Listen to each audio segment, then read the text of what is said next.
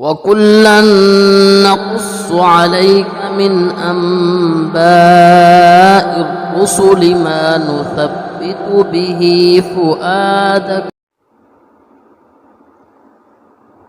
نحمده ونصلي على رسوله الكريم اما بعد فاعوذ باللہ من الشیطان الرجیم بسم اللہ الرحمن الرحیم وَلَقَدْ آتَيْنَا إِبْرَاهِيمَ رُشْدَهُ مِن قَبْلُ وَكُنَّا بِهِ عَالِمِينَ صدق اللہ العظیم۔ محترم سامعین اکرام، سلسلہ قصص النبیین قدم بقدم میں ایک مرتبہ پھر میں آپ سے مخاطب ہوں۔ گزشتہ درس میں ہم نے حضرت ابراہیم علیہ السلام کا قصہ ذکر کیا تھا۔ اس کے اندر حضرت ابراہیم علیہ السلام کا نسب نامہ اور ابراہیم علیہ السلام کے والد آزر کی تحقیق ہم نے کی تھی کہ آیا کہ طارق اور آزر یہ دونوں ایک شخصیت ہیں، یہ دو علیحدہ علیحدہ شخصیات ہیں۔ آج ہم حضرت ابراہیم علیہ السلام کی ولادت کا ذکر کریں گے۔ حضرت ابراہیم علیہ السلام کی ولادت وہ عراق کے شہر بابل میں ہوئی، جس کو آج کل میسوپوٹیمیا کہا جاتا ہے۔ تو حضرت ابراہیم علیہ السلام کی ولادت اس وقت ہوئی جب آزر کی عمر 75 سال تھی، اور حضرت ابراہیم علیہ السلام اپنے والدین کے درمیانے بیٹے تھے۔ ان کا ایک بیٹا ہاران تھا جو کہ اپنے باپ کی موجودگی کے اندر ہی فوت ہو گیا تھا، یعنی آزر کا بیٹا۔ اس کے بعد حضرت ابراہیم علیہ السلام پیدا ہوئے۔ حضرت ابراہیم علیہ السلام کی شکل و صورت وہ جناب رسول اللہ صلی اللہ علیہ وسلم سے ملتی تھی، جس کی تائید ایک روایت سے بھی ہوتی ہے کہ رسول اللہ صلی اللہ علیہ وسلم نے ایک مرتبہ ذکر فرمایا کہ میری ملاقات حضرت عیسیٰ علیہ السلام سے ہوئی۔ وہ سرخ فام تھے، گھنگریالے ان کے بال تھے، چوڑا ان کا سینہ تھا، اور میری ملاقات حضرت موسیٰ علیہ السلام سے بھی ہوئی۔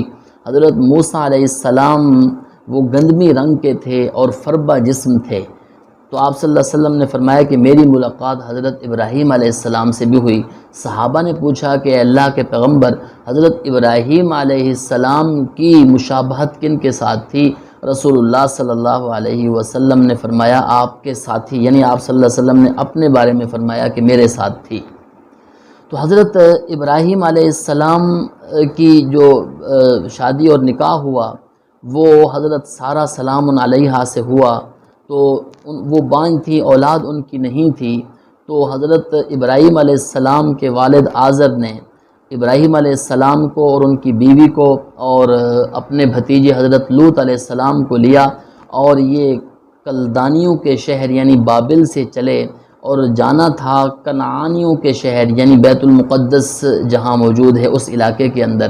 لیکن درمیان میں ایک علاقہ پڑتا تھا جس کو ہاران کہا جاتا ہے، تو وہاں انہوں نے پڑاؤ ڈالا اور وہیں حضرت ابراہیم علیہ السلام کے والد وہیں رہے۔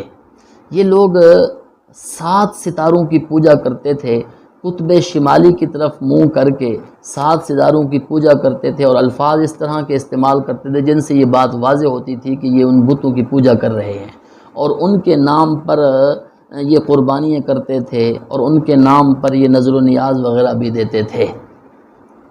تو یہ ہاران کے شہر کے اندر اس وجہ سے یہ بت پرستی تھی اور بڑی عروج پر تھی۔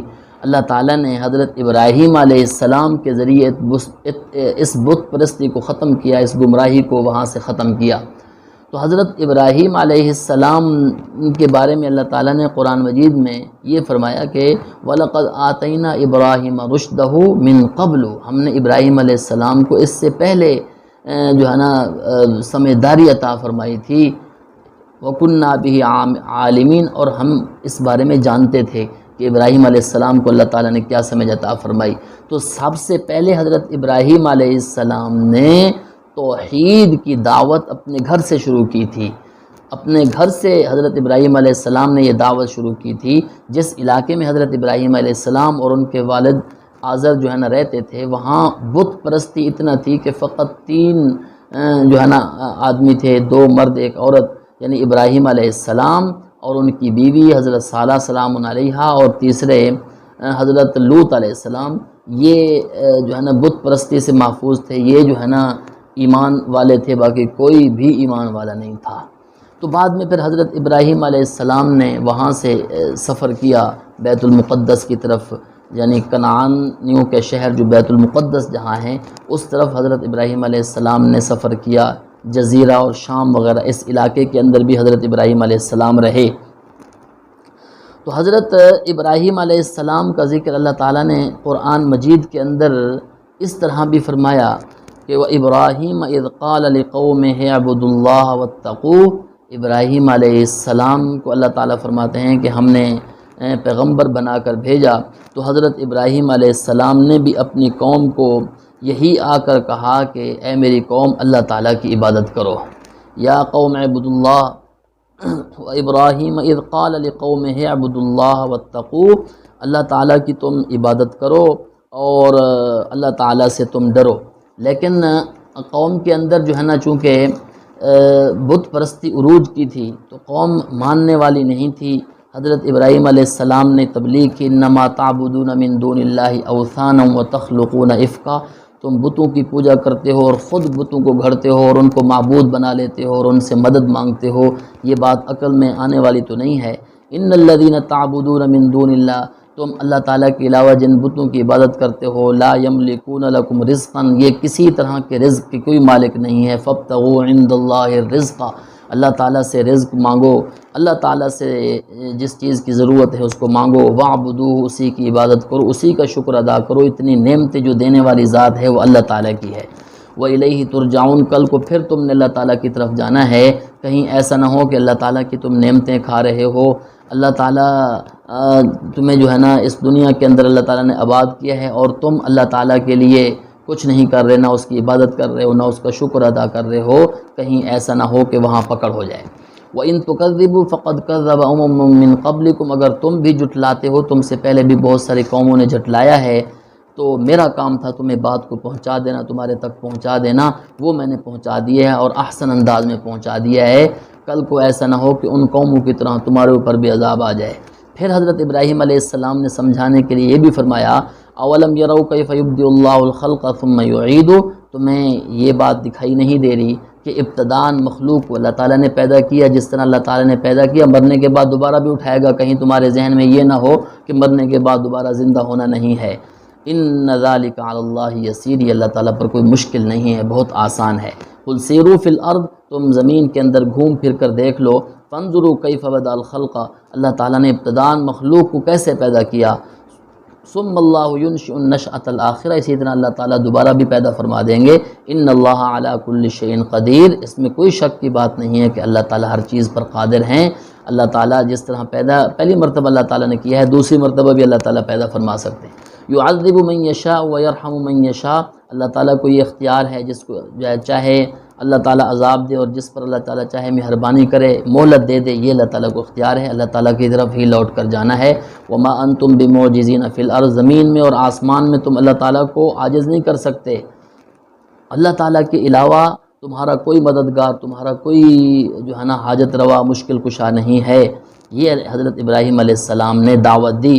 والذین کفروا بآیات اللہ ولقائہ، جو لوگ اللہ تعالیٰ کی آیات کا انکار کرتے ہیں، ملاقات کا انکار کرتے ہیں، یہی لوگ میری رحمت سے نا امید ہیں، یعنی اللہ تعالیٰ فرما رہے ہیں کہ میری رحمت سے امید ہیں۔ وَأُولَئِکَ لَهُمْ عَذَابٌ علیم، اور یہی لوگ ہیں جن کے لیے دردناک عذاب ہے۔ فما کان جواب قومہ، قوم کے پاس کوئی جواب تو تھا نہیں، بڑی معقول دعوت تھی، بڑی معقول بیان تھا حضرت ابراہیم علیہ السلام کا، تو اس کا جواب دینا چاہیے تھا، فکر کرنا چاہیے تھا، لیکن کوئی جواب نہیں تھا، فقط ایک جواب۔ کفر کے پاس یہی جواب ہوتا ہے جو لڑائی پر مجبور کرتا ہے، جو لڑائی پر ابھارتا ہے، یہی انہوں نے کہا کہ الا ان قالوا اقتلوه او حرقوه، ابراہیم علیہ السلام کو قتل کر دو یا جلا دو، فانجاه اللہ من النار، اللہ تعالیٰ نے ابراہیم علیہ السلام کو آگ سے نجات دے دی، انہوں نے آگ میں ڈالا، اللہ تعالیٰ نے آگ سے بھی نجات دے دی۔ ان فی ذالک لآیات لقوم یؤمنون، اس میں کوئی شک کی بات نہیں ہے کہ اس واقعے کے اندر بھی، اس دعوت کے اندر بھی اس قوم کے لیے بڑی عبرت کی بات ہے جو ایمان رکھتی ہے، ایمان لے آتی ہے۔ تو یہ حضرت ابراہیم علیہ السلام کی دعوت تھی، اور ابراہیم علیہ السلام کی جو ہے نا یہ توحید کی دعوت تھی جو قوم کو ماننی چاہیے تھی، نہیں مانی تو قوم نے پھر نقصان اٹھایا۔ وآخر دعوانا ان الحمدللہ رب العالمین۔ وَكُلًّا نَقُصُّ عَلَيْكَ مِنْ أَنْبَاءِ الرسل ما نثبت به فؤادك